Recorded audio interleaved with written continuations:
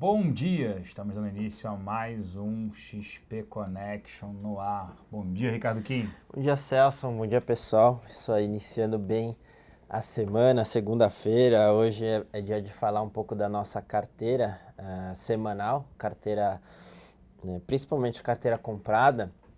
A gente teve algumas trocas também. A gente vai conversar um pouquinho sobre estratégia e por que a gente está posicionado nos determinados setores. A gente vai falar um pouquinho também na parte política, né, que está sendo o que está impulsionando ali ou não, na verdade está dando a direção para a nossa bolsa juntamente com a questão externa, né? Então acho que é isso aí que a gente vai conversar no programa de hoje. É isso aí, já tem gente estressado ali. Falei que a gente estava montando a carteira, formulando. Para que hoje é segunda-feira, para que esse estresse todo já começando o dia. Pense nisso também, Sotero. Vamos lá, vamos para as carteiras, Isso tem aí. mudança, vamos para performance primeiro. Pois é, começando de novo pela falar um pouco dessa nossa carteira que chama Top Picks, a carteira com trocas semanais. Então, a gente sempre começa falando aqui da performance. Então, na semana, a carteira Top Picks subiu 4,1%, enquanto o Ibov subiu 1,5%. Então, nessa semana, a gente tirou 2,6 pontos percentuais. Destaque aqui, em termos de papéis, destaque para Croton, que subiu 14% na semana. Depois a gente teve BB Seguridade, 5,2%. A gente teve Sul América com uma boa performance de 4,4%. Destaque negativo ali fica para as exportadoras, SUSB e Fibria, caindo por volta de 3% na semana, mas como eu tinha dito, no consolidado a gente tirou 2,6 pontos percentuais do Ibov, subindo 4% na semana.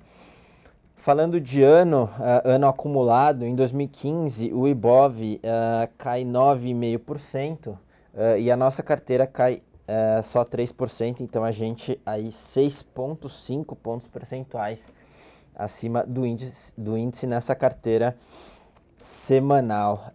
Já vou comentar então direto das trocas, depois a gente comenta um pouquinho do racional. Então, para essa semana, lembrando que a nossa principal posição é Itaúsa. Então, Itaúsa 4, a gente tinha 30%, a gente vai sair com toda a posição de Itaúsa. Então, sai 30% e entra 25% em Itube e 5% em Cielo. O que a gente está fazendo aqui, então, basicamente é uma troca de Itaúsa por Itube. O Celso vai explicar um pouquinho melhor e aumentando um pouco a nossa posição em Cielo. Então, o net de tudo isso é a troca e uma redução de exposição a Itaú de 5%, uma redução marginal e aumento em Cielo, que ficou bem para trás durante essa semana, tá? Então, é um pouco disso que a gente está pensando em termos de trocas. Com isso, a carteira final fica Itaú com 25%, BB Seguridade 20%, Cielo 18%, Sul América, Suzano e Croton, todas com 10% e Fibria com 7%. Então, nossa exposição aí bem relevante no setor financeiro. A gente tem ali uma boa exposição a dólar com Suzano e Fibria, diversificando lá no final Croton. Então, é essa a nossa cabeça para a carteira semanal. É isso aí. Deixa eu pegar aqui. Tiveram aqui algumas perguntas. Já estou só separando aqui. Nós vamos falar. A troca de Itaúsa por Itaú deve ser não só o desempenho, né, positivo aí no mês de dezembro, na semana passada de Itaúsa, 2% a mais do que Itaú. E também porque a gente quer ter uma liquidez um pouco maior. Mas pô, Itaúsa também tem liquidez? Tem. Mas a gente quer o foco, né? Itaúsa dentro dela tem Duratex, Itautec e Queiroz. A gente quer o foco só no Itaú. Se tiver tiver que ter uma saída mais rápida ou entrada, Itaú acaba sendo a escolhida até pelos investidores estrangeiros. E mesmo assim, a gente agora também reduziu um pouco bancos. Quando você olha em 30 dias, Itaú apresentava uma alta de 1,80, Cielo caía 2,80. Então, era uma diferença de mais de 4,20 pontos, né? De 4,2% a favor de Itaú.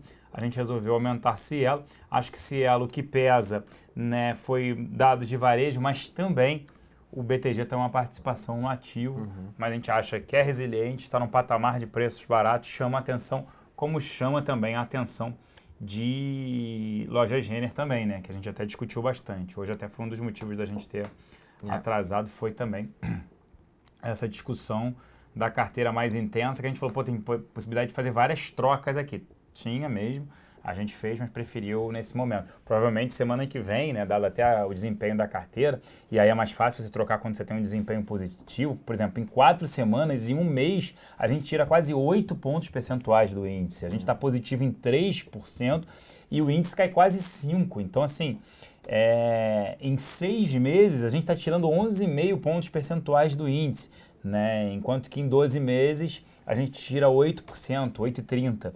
Então, mas nos últimos 6 meses foi muito bom o desempenho da nossa carteira. E aí a gente acredita que alguns ativos maturaram, né? A gente está de olho também em Sula 11, né? O ativo não para de subir, mas a gente preferiu manter, a gente até discutiu, poderia ter sido assim uma troca de 50%, mas a gente preferiu manter muito por conta desse cenário ainda de possibilidade de juros, de inflação elevada, tudo isso. Você quer a carteira aqui no chat? Então tá, nova carteira, vamos lá. Nova carteira o pessoal pediu. A nova carteira vai ficar com YouTube com 25%. A gente tem BB Seguridade, BBSE 3 com 20%. Temos Cielo agora com 18%. Sula permanece com os 10%. SUSB com 10%. Croton não parou de subir. Não para de subir aí. Uma semana sobe quase 15%. E Fibria, né? Fibria com 7%. Tá aí, né? Henrique, aí que você tinha solicitado, mas a carteira tá aí na tela, né? Para quem tiver dúvidas aí, tá aí a carteira na tela. Vamos lá. Tenho escutado vocês falarem muito de proteção via fence, não estou encontrando material para estudo. Matheus Henrique falando aqui, comprei um livro que não aborda muitas estratégias. Pode indicar algum curso ou material? A gente pode pedir, né, Matheus? É para fazer mais programas aqui. O pessoal do Produtos Estruturados, que já fez alguns, né? Estão todos gravados, né? A produção está falando, estão todos gravados para achar onde? No YouTube mesmo? Ou nos ícones dos programas ali, SPConnex e tudo mais, também tem ali os programas, mas a gente pode pedir para eles entrarem novamente aqui, participarem 10, 15 minutos uma vez por semana. Tem bastante gente pedindo, né? Acho que é legal até, já que a gente tanto fala aí na proteção, trazer o pessoal de produtos estruturados para falar um pouquinho mais, que de fato tende a agregar muito valor, né? A gente até mostrou um estudo que a gente fez, mostrando desde 2010 um cliente que seguiu as nossas carteiras.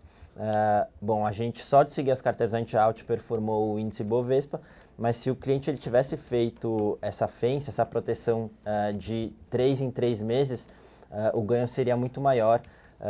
Então, bem interessante, a gente vai ali trazer mais pessoas ali da parte de produtos estruturados para explicar.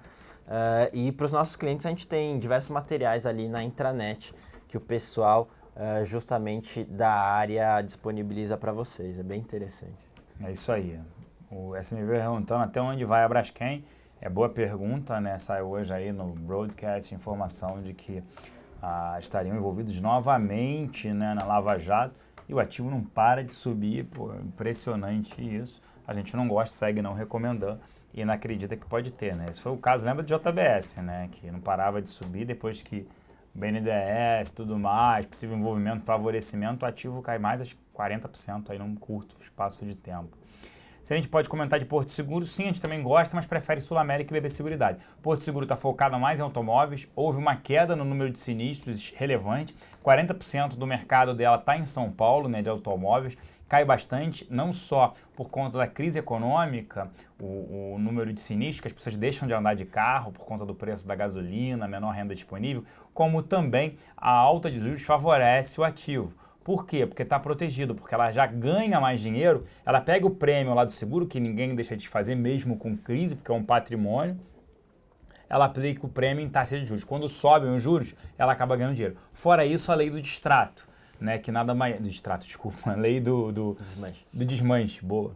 Lei do desmanche, que nada mais é, quer dizer, em São Paulo, né, você vai olhar hoje, não existe mais estão acabando com os ferros velhos e criando empresas mesmo dedicadas, parece uma oficina limpinha e tal, sensacional, para que as peças sejam marcadas, seja tudo direitinho, para que não haja esse mercado paralelo que existe ainda aí na maioria dos ferros velhos, generalizando, obviamente. Então isso também fez uma queda no sinistro de mais de 20%, ativo que a gente gosta. A gente só prefere Sul América, até porque estava bem mais contado. O múltiplo de Porto Seguro chegou a negociar acima de BB Seguridade, então não fazia sentido. Agora está no múltiplo ok, mas a gente segue preferindo Sul América e BB Seguridade, mas é interessante sim. Boa pergunta aqui do SMP, aí é para os dois, né? Vocês acham que o impeachment sai no primeiro semestre de 2016, Ricardo Kim? Assim, as respostas são pessoais, não tem nada a ver com a XP, disclaimer. Boa. De acordo com as informações que a gente tem hoje, possibilidades grandes, até porque até lá a economia vai piorar bastante, a gente vai ter ali, depois da sazonalidade do Natal, um aumento maior de desemprego, a gente está vendo já a confiança caindo e não para de cair. Então isso aí juntamente com o processo de abertura, obviamente a gente vai ter que ver a composição ali da comissão especial, a gente vai ver também a articulação até lá dos votos na Câmara, mas as possibilidades são grandes para que isso ocorra. De novo, a gente tem muita variável no meio do caminho, a gente tem principalmente as ruas, né? A gente vai ver como essa coisa de manifestação vai se desenrolar até lá, mas com o que a gente tem hoje, possibilidades boas ali, apesar de ter algumas variáveis. Também a questão do recesso é bem importante, sim, né? Mas vamos ver até lá e vamos juntando informação quanto a isso.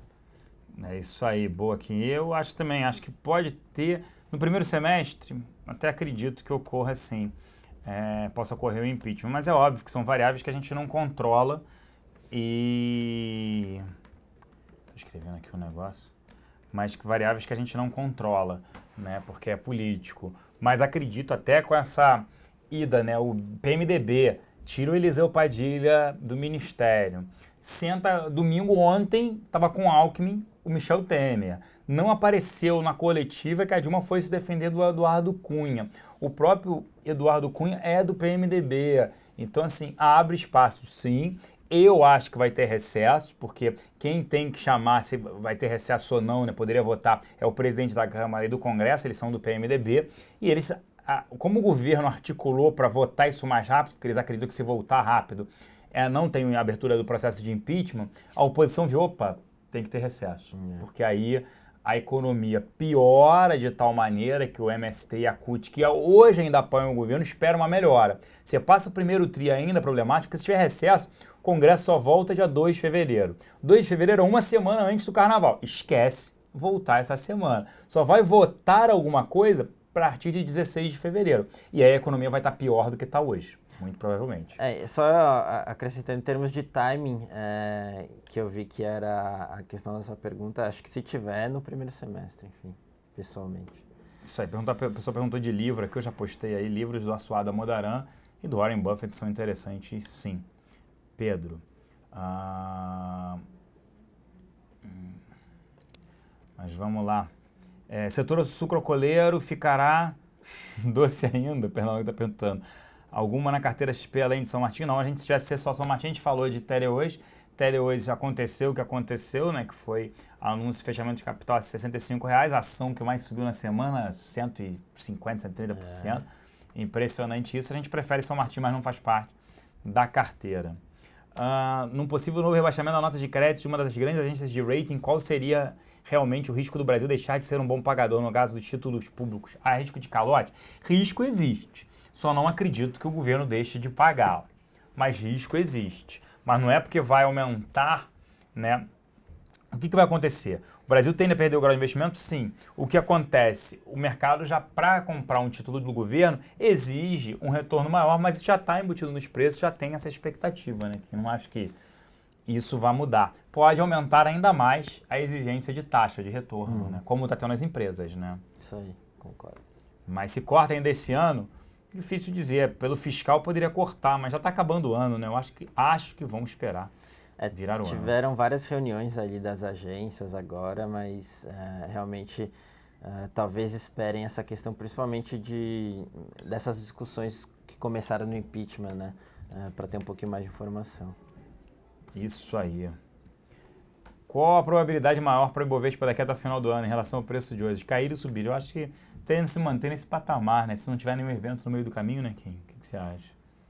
Eu também acho que a gente vai ter no meio do caminho Fed também, talvez faça menos preço do que o pessoal esperava, as expectativas já estão se acomodando. De novo, a gente tem umas variáveis que é difícil de prever, né? Essa questão do impeachment, se vai ter ou não recesso e também a articulação em termos de votações lá, a gente precisa ver se o Temer vai desembarcar de uma forma mais forte. A gente já viu o Padilha saindo do governo, a gente vai ver se vai ter esse movimento com relação aos outros ministros do PMDB. Então, muita coisa para se averiguar, mas com as informações que a gente tem hoje, talvez fique naquele range que a gente sempre fala, né? Entre 44 e 48 para o fim do ano. Boa.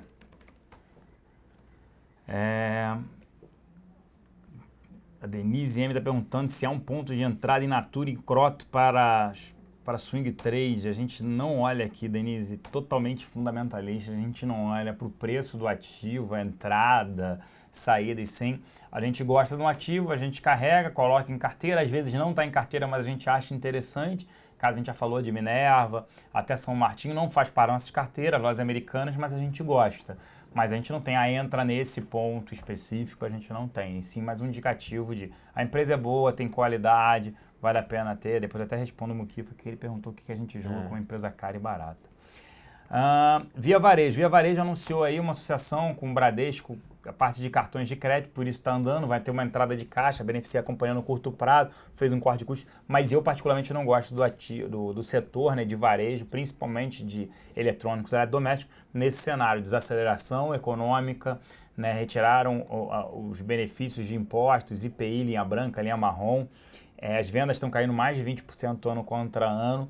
Ela demitiu 11 mil profissionais esse ano, 6 mil só no terceiro tri. Depende de crédito, então isso vai continuar afetando. Mas é óbvio, no curto prazo, entra a caixa, é positivo sim para o ativo. J. Márcio está perguntando, acredita que sairia a tarifa de importação para siderúrgicas? Saiu hoje, ventilado, a gente comentou na reunião matinal. O que a gente acha?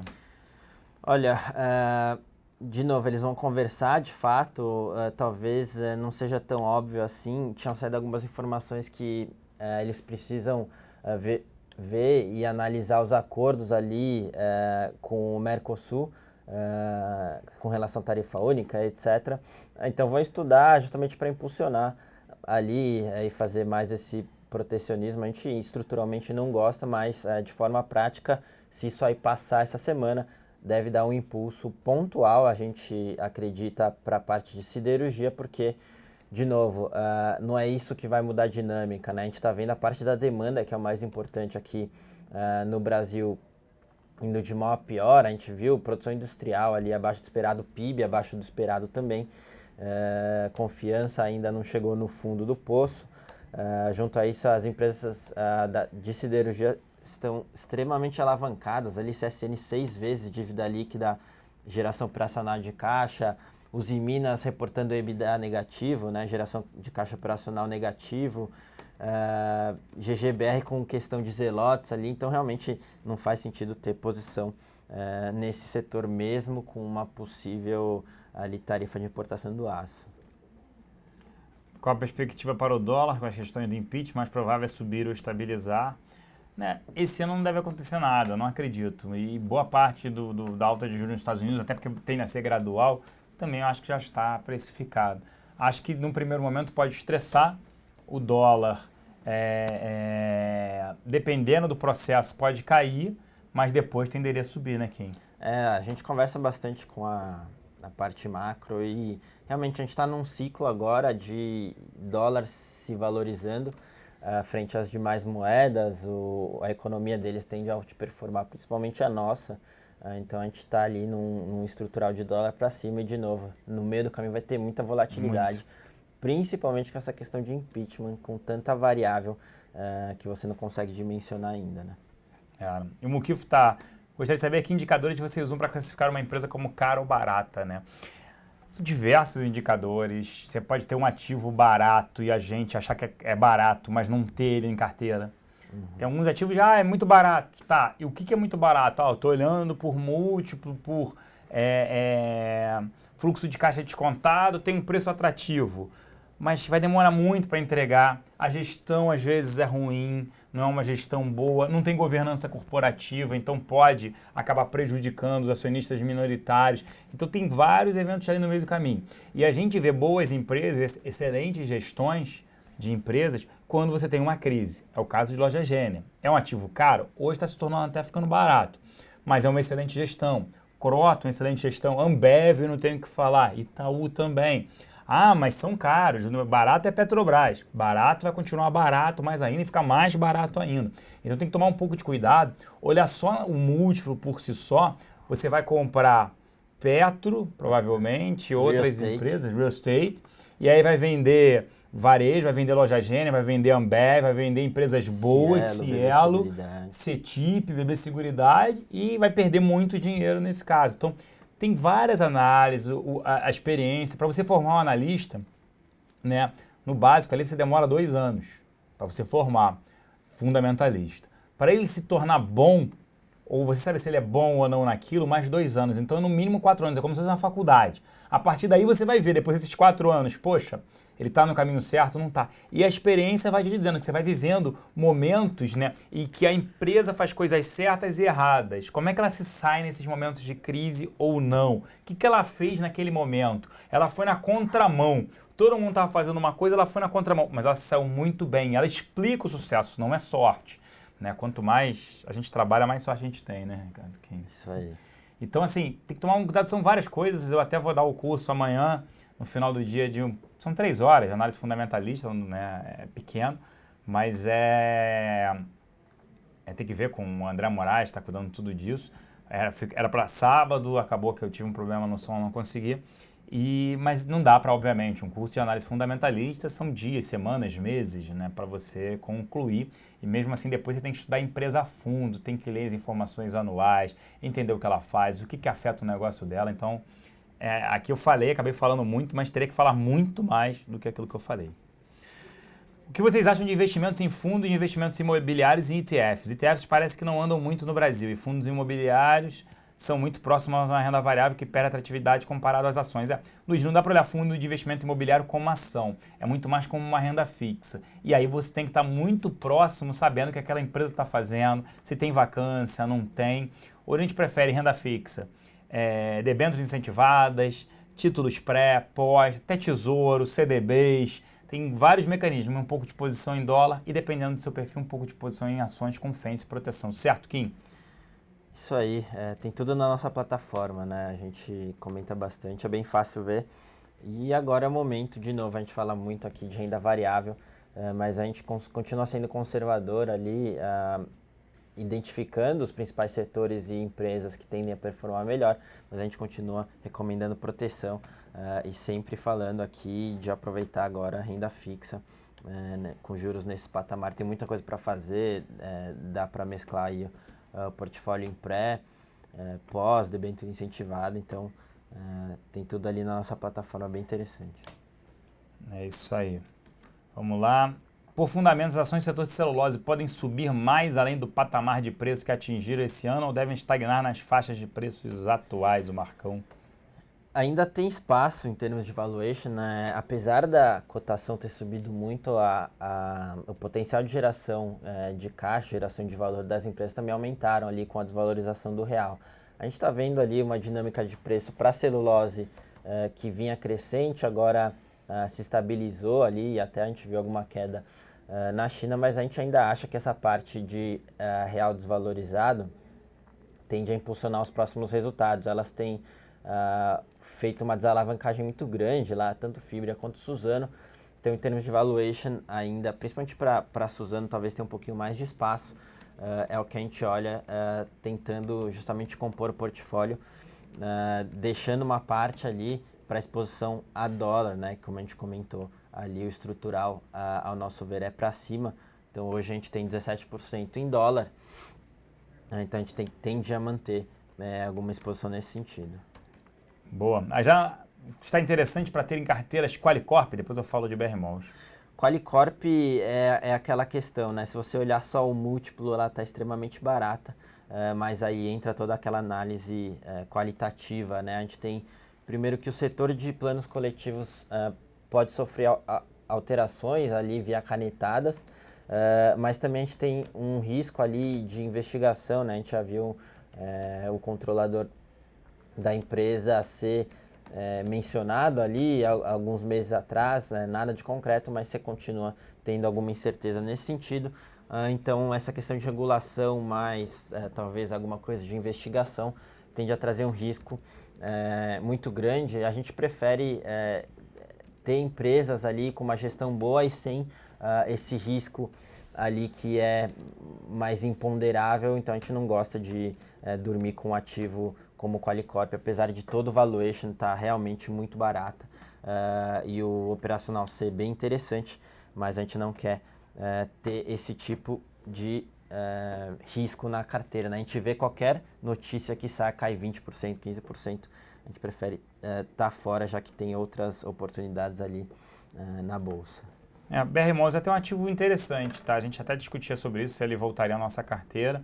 E acho que quando a gente discutiu, quando saiu a venda das marcas da Hipermarcas para a Coty, para a francesa Coty, falou-se, né? Quais ativos que poderiam ser vendidos no Brasil? A BR Malls é um ativo que para o investidor estrangeiro faz sentido. Eu acho que em algum momento a BR Malls é vendida.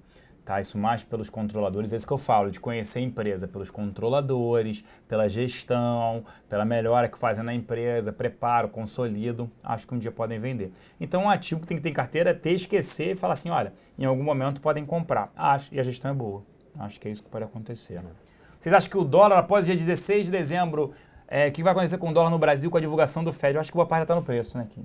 Boa parte já está, né? A gente já vê na curva ali, lá fora, a probabilidade bem alta, quase 80% ali de chance precificada para aumento de juros. A Yellen tem feito discursos ali nesse sentido.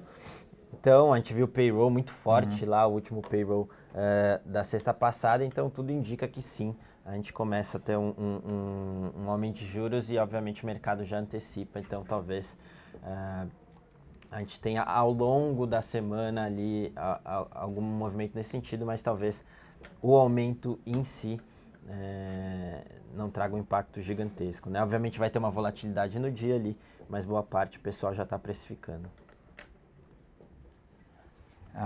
Vale pode se recuperar nos próximos 6 meses para um ano devido ao ciclo tecnológico da Índia, Nigéria e Malásia? O Demen está perguntando.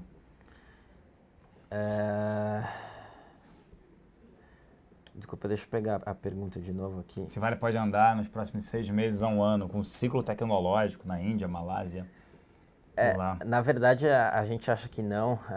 Nos próximos anos, só comentando, na verdade, os próximos 2 anos, que talvez seja um horizonte que a gente tem um pouquinho mais de informação, a gente tem China desacelerando, principalmente uma capacidade contratada entrando, tanto Vale, BHP, Rio Tinto.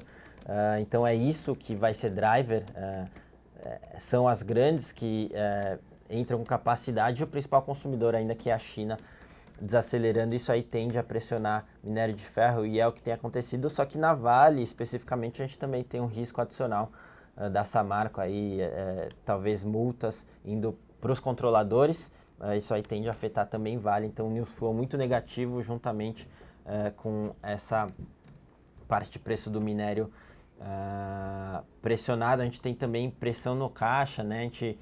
Eles até conseguiram diminuir bastante custo e também CAPEX, investimento, mas a geração de caixa vai ser menor com esse preço ali nesse patamar.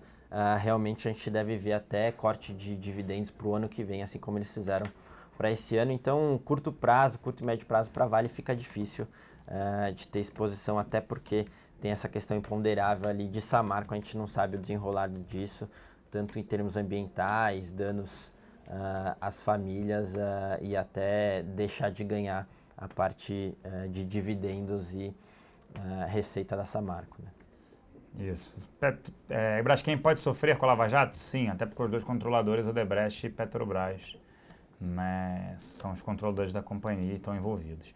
BVMF deve fazer uma nova proposta por CETIP? É difícil dizer, Joás, mas eu diria que sim. Se fosse apostar sim, faz muito mais sentido para a BVMF do que para a CETIP. A CETIP lançou, né, o certificado de operações estruturadas.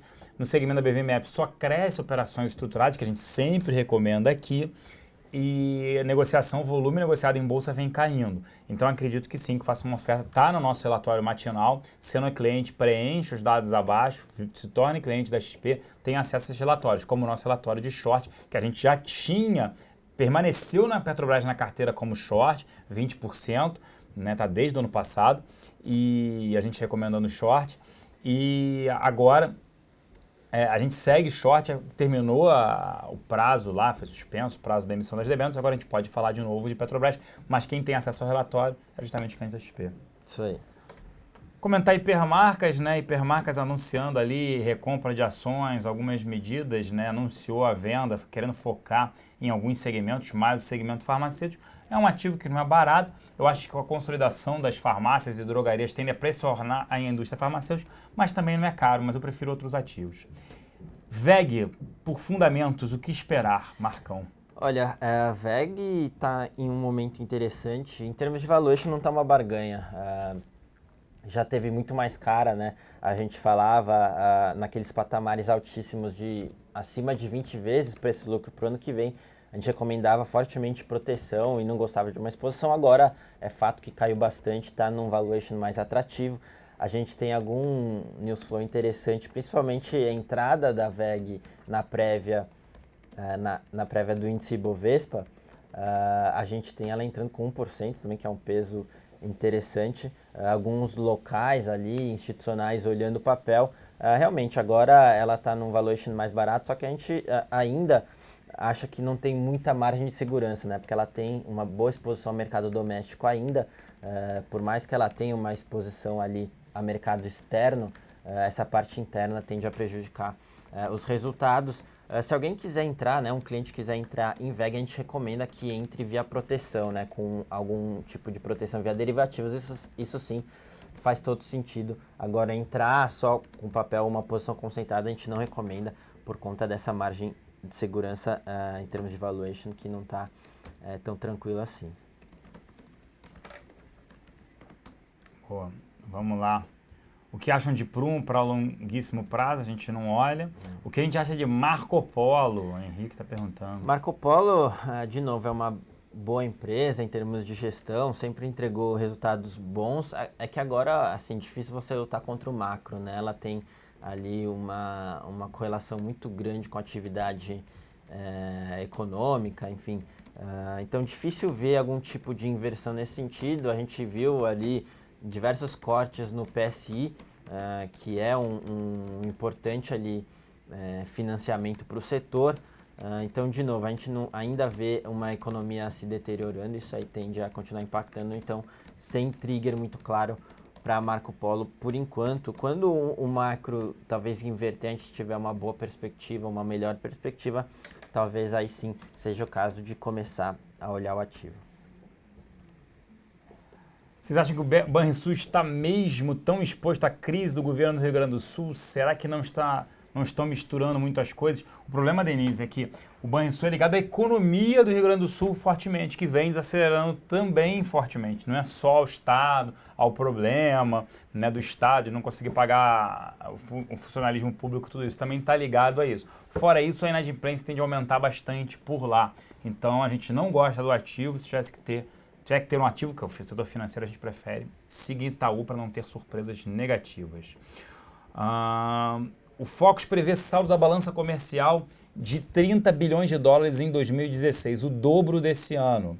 Se as importações não devem cair mais, de onde virá o aumento expressivo das exportações que os analistas estão prevendo? É por conta do dólar, né? Como o dólar, você tem um dólar cada vez mais alto, tem a tendência, sim, de exportação. É mais por isso, né, que a gente está vendo. Isso já está acontecendo, por exemplo, por mais que seja baixa, né, o percentual de venda de automóveis, você já está vendo automóveis e exportação. Você vai ter uma maior exportação da parte agrícola toda. Carnes vem continuando crescente, vai continuar crescente. As empresas, algumas empresas, por exemplo, mesmo a própria Brasil Foods já anunciou que vai continuar vendendo mais para fora do que o mercado doméstico, até porque aqui a gente está vivendo essa crise. Esperar para a Ambev, é um ativo que a gente gosta, mas não é um ativo barato, é um ativo caro. Vem tentando melhorar as margens, porque o crescimento na produção, né, vem desacelerando, o refrigerante vem caindo o consumo por dois motivos, não só saúde, mas também por renda real disponível cada vez menor. Cerveja cresce, mas cresce muito pouco. Quando você olha o crescimento de cerveja em 2015, terceiro tri foi igual, cresceu 2,6 em relação a 2012, ou seja, você está falando de 3 anos anteriores. Eu acho que é um ativo para carregar, é um ativo interessante para ter para os netos, mas também não é um ativo que a gente vai ver subindo absurdamente. Mas no patamar atual, dá para ter, dá para carregar, pode vir um dividendo extraordinário, não é uma empresa mais de crescimento, é uma empresa mais madura que provavelmente tem a pagar bons dividendos, porque ela gera muito caixa, não precisa investir muito, ela se torna uma empresa mais madura, que aqui não tem tanto crescimento de top line, mas gera muito caixa e investe menos, e aí paga bons dividendos.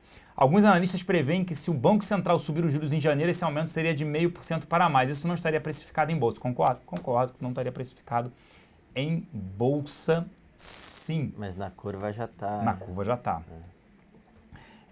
O que vocês acham de Elbor direcional e Itaúsa para o longo prazo? Não teria real estate, a gente vem destacando aqui, que a gente não recomenda setor de real estate, Alencar. Itaúsa sim, para longo prazo, pode carregar.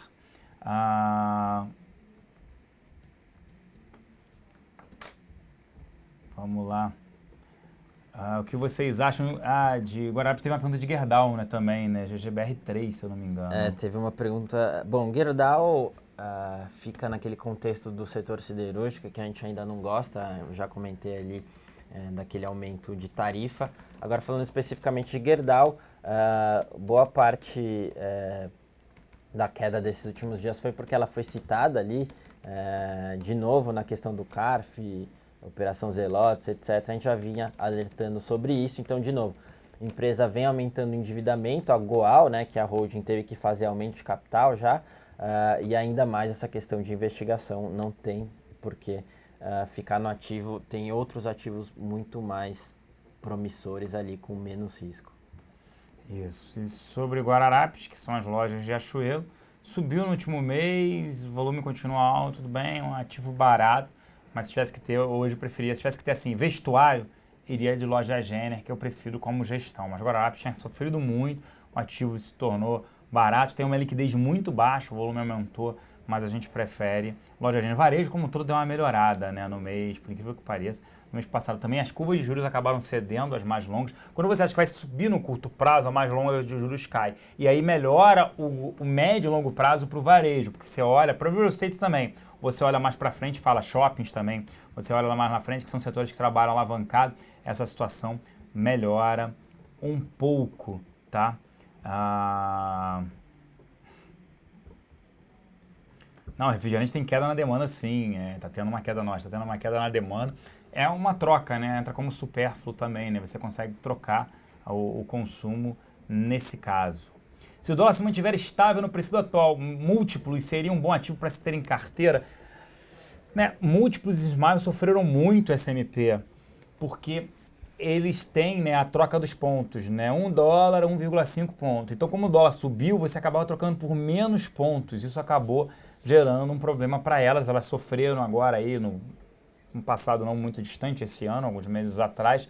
Estável, eu diria que não seria tão bom não, porque vai ter menos troca de pontos para esse tipo de companhia.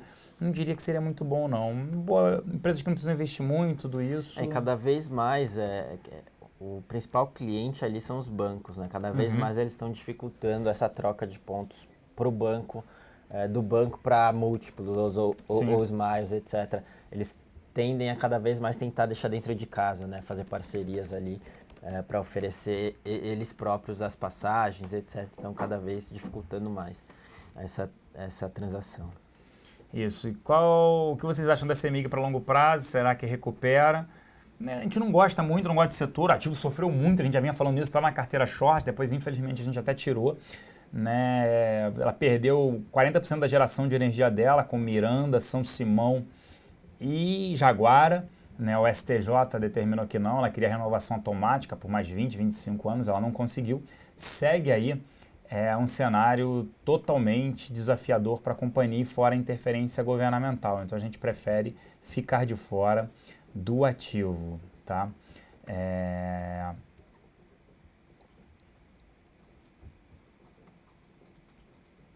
Desculpa, Apocalíptico, tem que tomar cuidado com o que você escreve aqui, Apocalíptico, porque você está escrevendo algumas coisas, né? É líquido e certo, não é líquido e certo, tá? Aumento de capital, a empresa precisa de aumento de capital. Você pode ter um modelo híbrido, sim, de dívida, o que eu acho que poderia vir no curto prazo, dar dívida para a companhia. A companhia está mais de 5 vezes dívida líquida sobre EBITDA, sobre resultado operacional. O que isso representa? Que se ela parasse de investir, ela demoraria mais de 5 anos para pagar a dívida dela, ou seja, um cenário que não existe, ela gera menos caixa do que ela paga só de juros da dívida, ela tem que investir em capex. Então assim, a gente já escreveu isso desde novembro do ano passado, outubro, nem lembro direito, que eram 4 séries para a companhia, aumento de combustíveis, já fez 2, por mais que faça não resolve o problema, só ameniza. Segundo, um outro problema para a companhia, caminho, redução do capex, investimentos. Beleza, ela já está fazendo, só que tem limite, porque você faz redução do capex, investimentos, você gera uma produção menor de petróleo para frente. Terceiro, venda de ativos, desinvestimentos, que ela também está tentando fazer, mas não consegue vender até pelo preço do petróleo baixo. Como é que ela vai vender um ativo que vale a pena? Então ela não está conseguindo vender. E quarto, que ela não fez um aumento de capital. Ela não faz ainda, porque senão o governo perde no primeiro momento Não resolve, Apocalipse, de novo, não resolve. Para de escrever algumas coisas para que você evite que você seja bloqueado. Tem outras pessoas aqui assistindo e aí, né, não dá para colocar, é isso e ponto. Não faça isso para que você não seja bloqueado escrevendo coisas que não são adequadas aqui no chat. Até porque esse negócio de aumento de não ser via emissão de ações, talvez no primeiro momento seja via instrumento híbrido, mas depois conversão via aumento de capital. Então... você falar, não vai ser agora, mas nada impede do mercado antecipar, porque você vai ter uma diluição lá na frente, o governo vai ter que colocar dinheiro, mas enfim. É isso aí. Então, até o pessoal reclama que a gente entrou atrasado, a gente está aqui há 8 minutos a mais. Ninguém fala nada quando a gente fica mais tempo, e sim quando a gente entra atrasado. Mas vamos lá, vamos responder mais 2 perguntas. Hiroshi perguntando quais as recomendações para longo prazo na visão de vocês. A gente gosta de ter uma carteira, Hiroshi, que a gente vem carregando, a gente vai trocando alguns ativos, mas o setor financeiro hoje é o mais pesado na nossa carteira. Com o Itaú, com o BB Seguridade, com o Cielo, com o Sul América, fazem parte da nossa carteira, digamos assim. Fora isso, a gente tem alguns ativos que a gente tem que estar sempre monitorando, que é comprado em dólar, nossa diversificação, a Embraer, Suzano e Fibra, mas tem que ficar olhando o dólar e também preço da celulose, e também tem Croton, que é outro que a gente fica mais próximo olhando. Então, são esses ativos. Ah, mas a longo prazo, vocês podem mudar? Sim, pode mudar a percepção, pode mudar porque o ativo andou, mudança de gestão, outros também, e cenário macro, mas são esses ativos aí que a gente carrega. Não voltou não, Jaguara não voltou no leilão passado. Santander, não sei, eu vi também que estava subindo, mas não sei, assim, o motivo. Se elétricas, o que a gente recomenda? Se fosse mais distribuição, Marcão, seria Equatorial. Transmissão, a gente não recomenda nenhuma geradora. Transmissão, a gente prefere. Transmissão Paulista está analisando. Taesa. BB Seguridade e Natura, preferimos BB Seguridade. Qual a diferença entre Rumo Logística e Cosan? Na verdade toda, né? Porque eles fizeram a cisão ali e Rumo ficou com a parte de logística e Cosan ficou com a parte sucroalcooleira e etc. Então, realmente ficou... E tá bem difícil, tá? Para quem olha a Rumo ali, esse capex pesado ali e também todo o endividamento que ela vai ter que fazer nesse curto prazo, não recomendamos exposição. É isso aí. Obrigado, Bicudo Arrependido, né, pelo comentário. Vocês acham provável uma reestatização na Petrobras? Não, já é, né? Não, nem privatização, ainda não acredito também.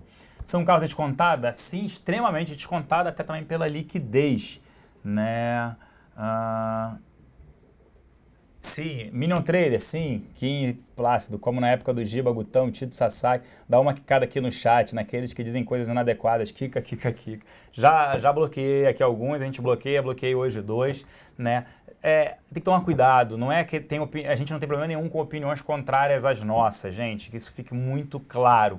Mas não pode se escrever, é líquido e certo, é isso que vai acontecer. E esse é um problema, porque as pessoas estão compradas ou vendidas no ativo e ficam torcendo para que isso aconteça. A gente já recomendou Petrobras, quem acompanha a gente há alguns anos, a gente já recomendou com Petrobras para compra. E deu certo. E também a gente já recomendou short há muito tempo. O ativo perdeu mais da metade do seu valor quando a gente está recomendando short. E segue recomendando short. Se alguma coisa mudar em relação à Petrobras, a gente não tem problema nenhum em falar agora, a gente recomenda compra. Hoje é venda. Como Vale pode recomendar compra, siderurgia é mais difícil, mas Vale pode recomendar compra. Tem vários ativos que a gente pode mudar a opinião, como bancos a gente pode recomendar short. São ativos fundamentalistas, é o que a gente acha, é a nossa opinião. Não tem problema nenhum colocar aqui. O que não pode vai acontecer isso porque eu sei, porque... Não, isso a gente não trabalha. Quando você começa falando que é líquido e certo, já tem alguma coisa errada já, porque... Senão é só você sair do chat, montar uma posição super alavancada e você vira milionário e você nem precisa estar aqui. Então, faz termo. É um pouco disso que a gente comenta aqui.